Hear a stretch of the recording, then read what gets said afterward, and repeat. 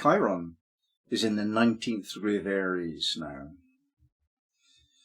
This is the magic carpet, and it follows the hammock image. In the hammock image of 18 Aries, we were advised to take appropriate rest. And most particularly, I would say, this applies to resting the mind from our busyness of stress and thinking things through and strategy and worrying and all these things that stop the mind from being the calm receptor of input, information that is given to us on the most subtle realm. Most people think things through with a mind that's stressed. And so what are they going to get with that kind of mind? They're going to get stressful outcomes. So the magic carpet is teaching us about this whole idea of what to do with the mind. Aries 19, the magic carpet, rising above ordinary perception. A way of life refusing hectic involvement in social competition and wasteful overproduction allows for development of attached, transcendent understanding. When in repose, the creative mind can better survey our present situation, and then stuck routine can be transformed into a new holistic perception. So we're saying that relaxing the mind supports a creative, positive, visionary way of seeing things. And we're discussing training, how to release the grasping mind, and that the mind has an infinite capacity to use imagination as a magical process.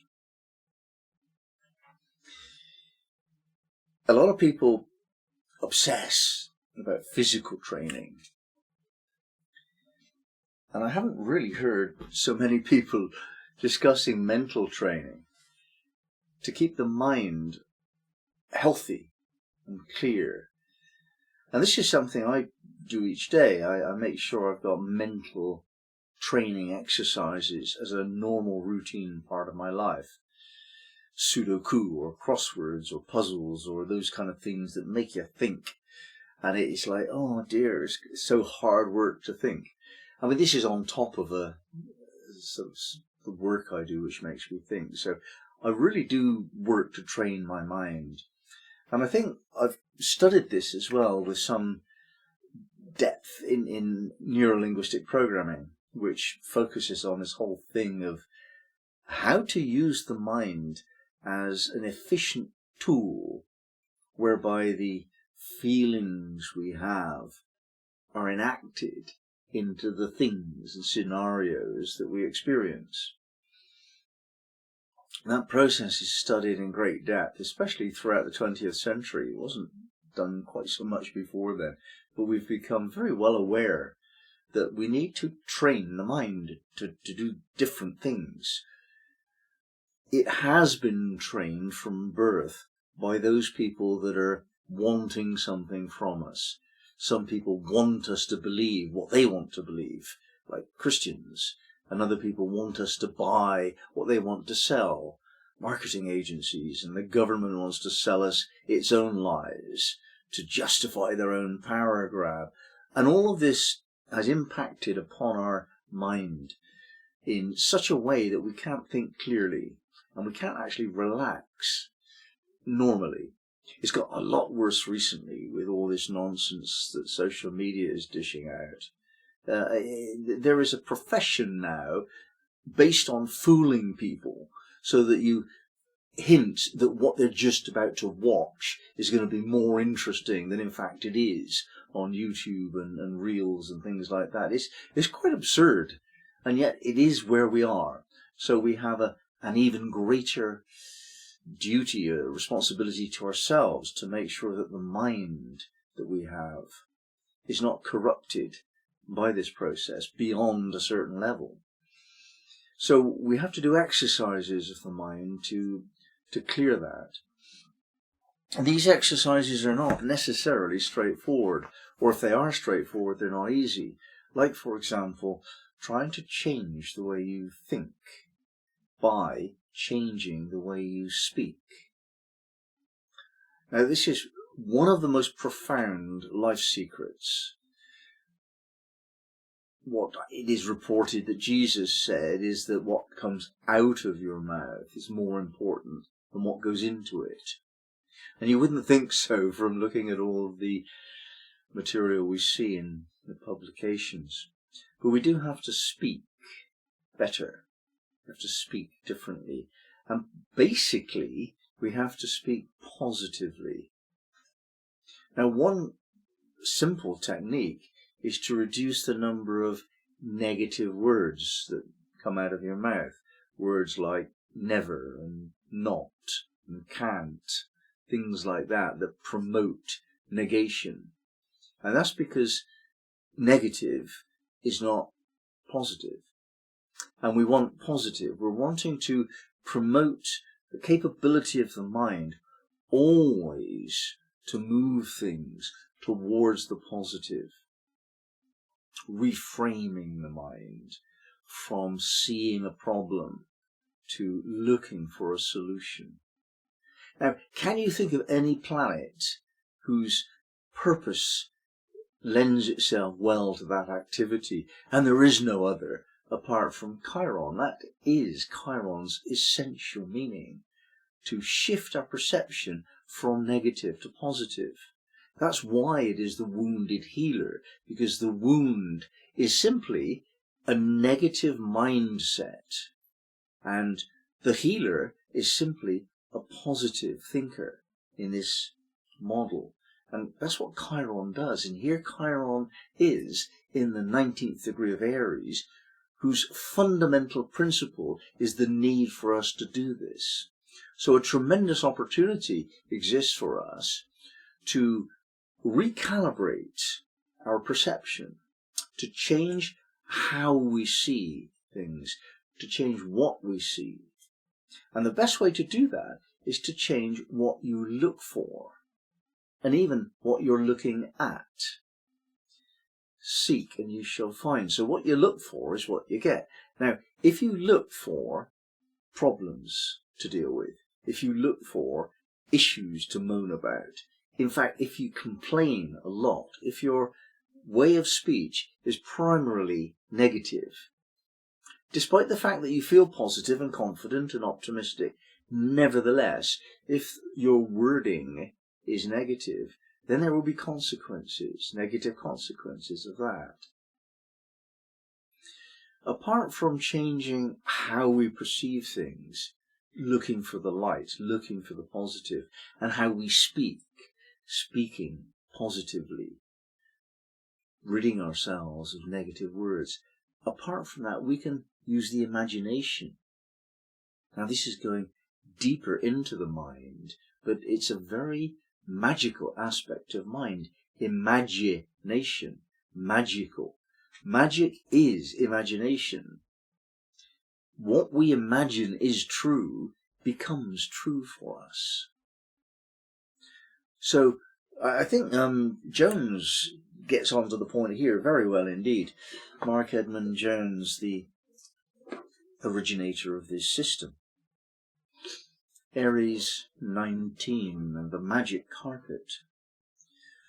This is a symbol of the periodic expansion of man's freedom of spirit and soul through his widely winging interest in potentialities far removed from his normal promise, dramatized here on the side of a vicarious or imaginative self-fulfillment. There is in consequence a revelation of the mind's infinite capacity for an overview of experience, or for a participation in the idealistic possibilities without any necessary self-involvement. Human affairs become personal only to the precise extent desired. The keyword is panorama. When positive, the degree is full realization of the broad endowment which every man may make his own, and when negative, detachment from ordinary living and a scorn for its responsibilities.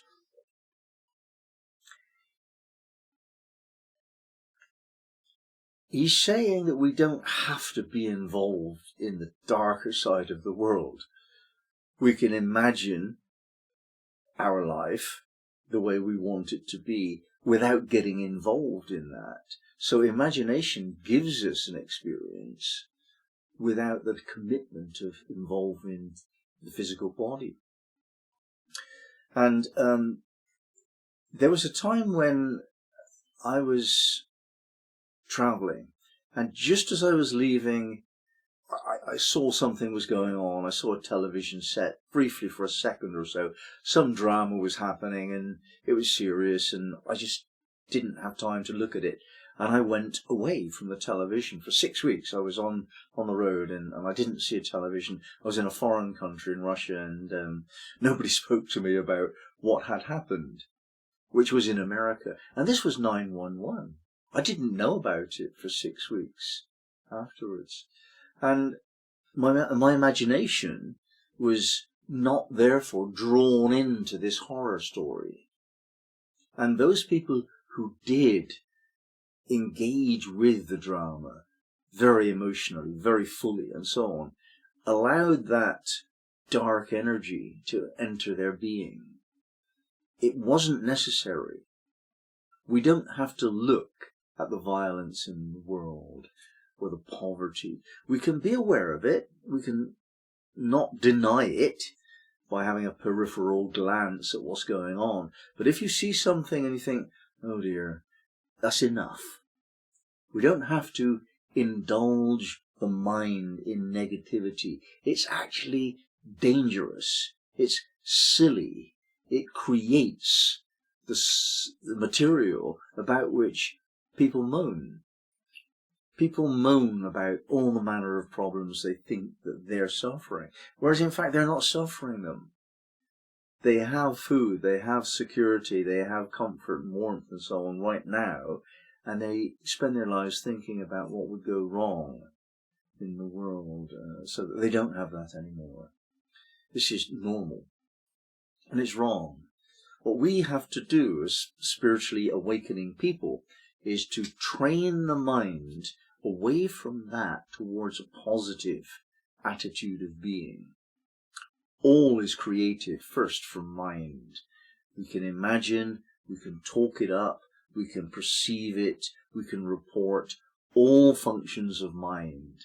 And we can do that towards positivity, towards loving, healthy outcomes. A wholesome life is created from that. Or we could do what the rest of the world does and create the darkness that they choose to live in by their negativity. Chiron is here. Chiron is trying to heal this wound, and the wound is the wound of perception. And the appetite we have for indulging vicariously, somebody else is doing it, but we're getting off on it, on somebody's problems. There was a pornographic industry created around the late 19th century in London, and it was photographs of poor people, and it was considered pornographic because the rich people would get off on the fact that the poor people were starving and diseased and so on. And this is not awfully different to what many people do today. The newspaper headlines dramatize the drama. They make it more so.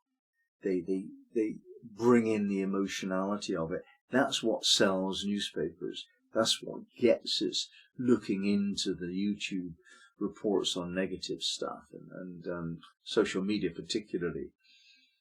We have to resist that if we want to cleanse the mind. And of course, we can add to this by breathing practices, meditation, and allow the mind just to be clear, entirely clear, having no attachment either to goodness or badness. We're simply observing neutrally what goes on, just taking a photograph of the facts of the matter without interpretation. Now that's a very high level of spiritual attainment. It's very high indeed to recalibrate the mind from negativity, such as most people, to positivity, such as we awakening people. But to go beyond that is truly masterly. The expression of a master is to be indifferent, to be entirely detached from everything that's going on in terms of emotional engagement. You simply observe. Is that so? And this is the Zen teaching. One is given to understand that they just don't buy into things at all. And so the clear mind allows some kind of process of channeling. And we do, bit by bit, moment by moment, we do the right thing, unperturbed by the emotionality of any situation.